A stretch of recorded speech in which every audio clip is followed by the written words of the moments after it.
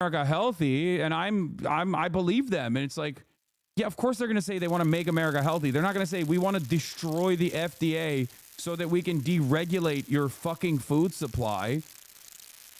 Why would they say that? Republicans are not going to run around and be like, we want to melt the poor. We want to kill homeless people.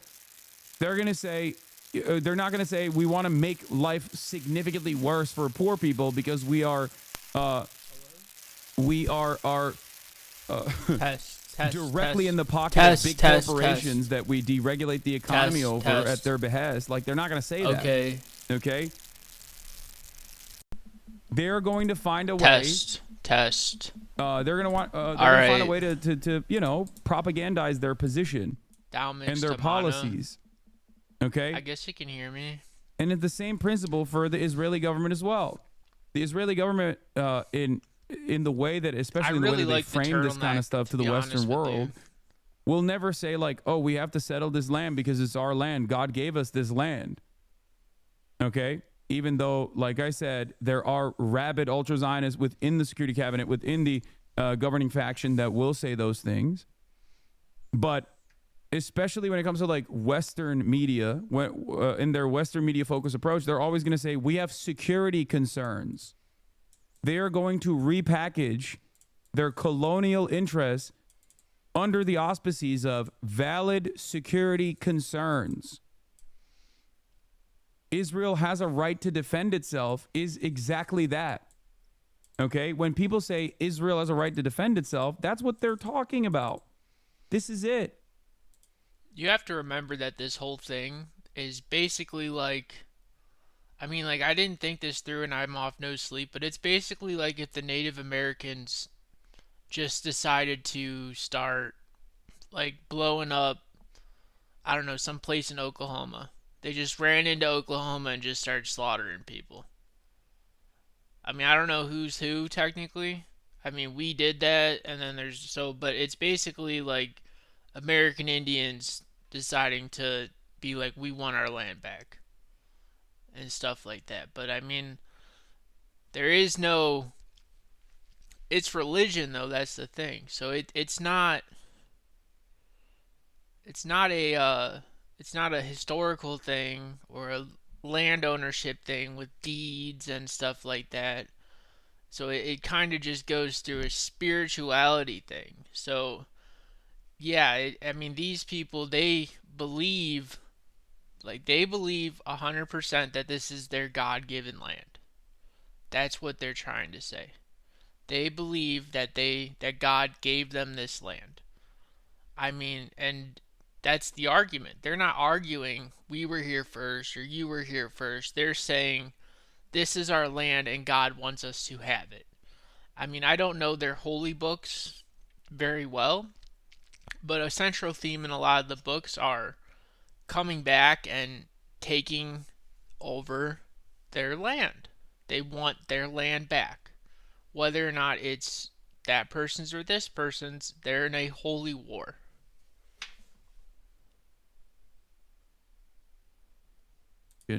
And constant violations of their human rights, yeah, people are going to fucking try to fight themselves out of that corner, especially when they realize that there is no negotiating. That is the last 30 years of the so-called peace process. And the analysis that the Palestinian population has succumbed to. That is what they recognize. I mean, the whole situation is just tragic.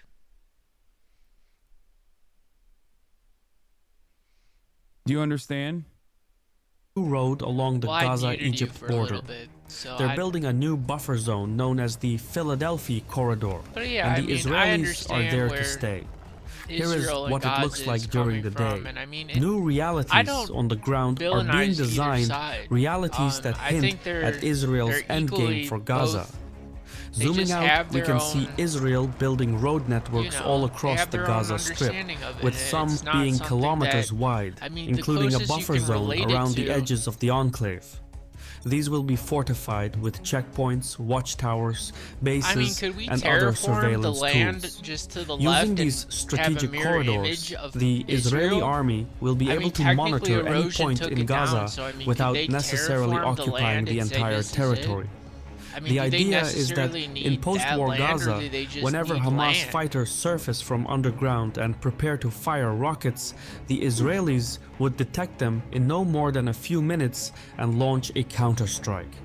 The Israeli leadership believes these corridors would make further Hamas transgressions improbable in the long By the term, way, my or at least controller died and I decrease got the banned damage. from Call of Duty for 2 splitting hours, one so I am concentration deciding camp to to 3. They can inflict.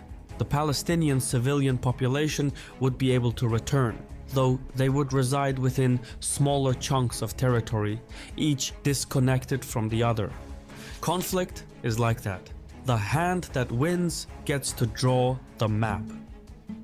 Meanwhile, a second front has gone hot in the north. Israeli forces have entered Lebanese territory, and Iran responded by firing missiles at Israel. The battle space is expanding. However, while all eyes are elsewhere, the Israeli master plan for Gaza is going ahead at full speed. Okay, I you also genuinely have to, believe at that least, seeing all sides is paramount at times like this, which is why I asked Ground News to sponsor this video. Following Iran's missile attack on Israel, some 600 articles were published worldwide, and while I appreciate that I can see perspectives from on the ground in Iran and Israel itself, at the same time, Sinwar's right hand, Rawi Mushtaha, is now confirmed to have been killed in an airstrike, along with other key Hamas officials. One by one, Israel is taking out the existing Hamas leadership. Just a few dozen articles were published on this, and it appears to be a blind spot for left-wing media. With everything that is going on in Lebanon and around the world, a story as... I'm doing ethical reacts, man. What do you want me to do? And it really Ground is trustworthy. I think they use their metrics for left, center, right, and like their media biases from that fucking Koch brothers funded stupid ass report that put me as like worse than Alex Jones. So I don't know how credible they are, but overall, I don't really get dinged on these platforms anyway, but I assume it's decent otherwise, maybe. I don't know. As important as this will simply drown in the background noise. If you actually watch so these I appreciate people, that Ground News surfaces these kinds of stories. Yeah, I think they say CNN is as far left as InfoWars, right? Like the list is really fucked up. Worse than Alex Jones. They're Where's corporate the lies? Media. Yes, I am worse than Alex Jones. For the left, look, I'm gonna be honest with you, brother. If you at any point have entertained that, wait, hold on, doors open.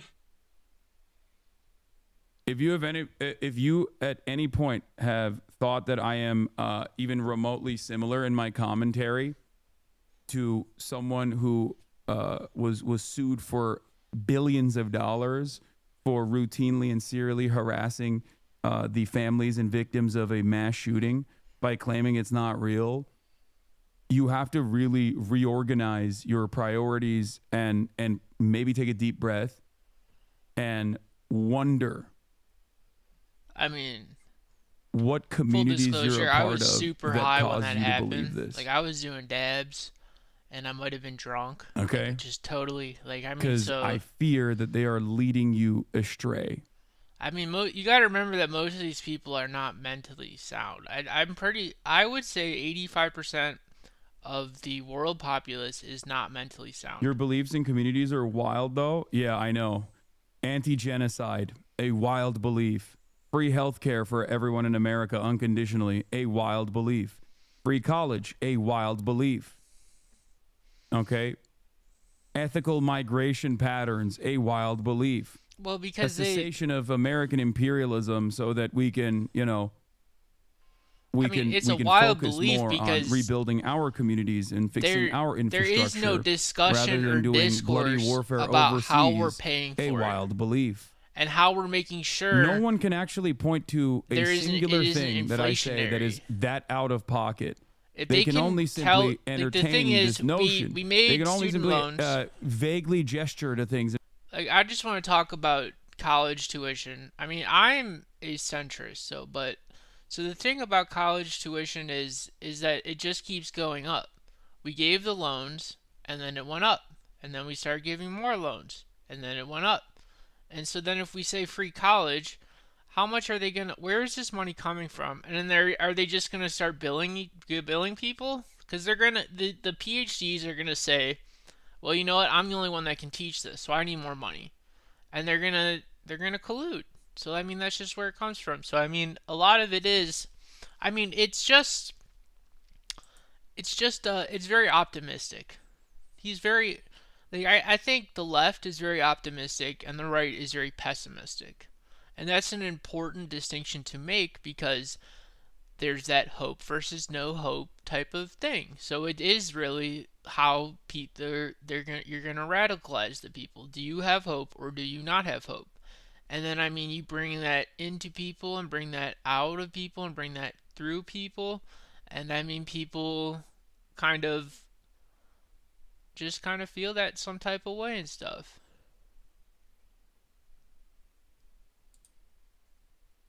Fuck it. Cut straight to the point. What is the disagreement that you have with me? I suspect that the disagreements that you have with me are primarily because you have not really spent a whole lot of time in this community, but instead have been primed into feeling a certain type of way about my commentary from, random clips that you've seen here and there. And not to mention they see Twitter hot takes. He'll never chat again. No, he'll chat. I think he'll chat now. I mean, with Twitter random hot takes, people see certain stuff, and then they see clips, and then, I mean, they see... This chatter was just on Twitter hating under your pores with a Sam Hyde and D meme ban. I mean, bias is a really strong thing. I mean, I experienced bias recently with the Kendrick Lamar and I think most Drake people think you were like Alex Jones are from Destiny's Community, Diddy G. Yeah, and I know. I think that's really important because it's you... If you don't like someone and you see them as an enemy or as opposition, you're going to be 100% or you're going to double your amount of critical analysis of Ground what they news say. Might you're apply going different to try methodologies, to by the way, make sure than they just get simply got. That one. And especially because Hasan presents himself as a liberal person, he's also, it's like quadrupled because they want to see him as a liberal get owned. They want to smack that down because that's how, again, the no hope versus hope type of way. It is wild. And then we have people will just like are simply also, say this shit. They don't like to see LARPy people channel? happy. What, the channel that we're watching? I'm not really familiar with the Caspian Report. I think they're just like the rest of the geopolitics YouTubers. .news/Caspian to learn more or scan the QR code on the screen. Subscribing gets you 40% off the Vantage plan. That's the one I use. Also, by subscribing, you're directly supporting my channel. While our missions align, YouTube revenues alone don't cover the expenses to make these videos. So I especially value our continued partnership and encourage you to check it out. I thought his video was pretty good, to be honest with you. It has pretty good production. Nope. I'm really impressed with a lot of the production quality on YouTube a political minefield behind closed doors. I mean, I don't watch much of the negotiations converge around the configurations of Israeli buffer zones within Gaza in the form of extrajudicial corridors. Netanyahu is adamant about two, but a third one is already under construction and two more are in the pipeline.